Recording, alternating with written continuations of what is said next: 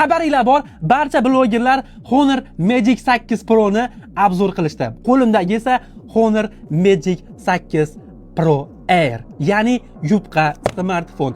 iPhone 17 Air chiqqan edi. Bu telefon 2026-yil 19-yanvarda chiqqan. Naq 4 oydan so'ng Honor Magic 8 Pro Air aynan shuni ishlab chiqdi. Men sizlarga hozir iPhone 17 Air bilan bu telefonni solishtiraman va bu telefon albatta YouTube chiqishi mumkin deb o'yladim. Nimaga?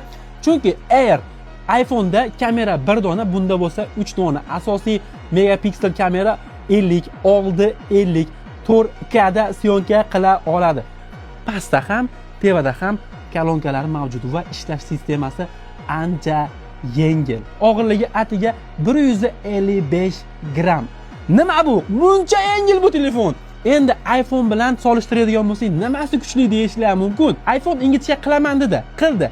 Lekin batareykani shundoq chopib tashladi. Batareykasi 3200 amper bo'lishi kerak. Mana bu bo'lsa 5500 amper. Nahotki shu ingichka telefonning ichida 5500 batareyka bo'lsa, iPhone 17 Air ga bir dona ham SIM karta tushmagan bir paytda Honor Magic 8 Pro Air ga naq ikkita SIM karta bemalol ishlatsanglar bo'ladi.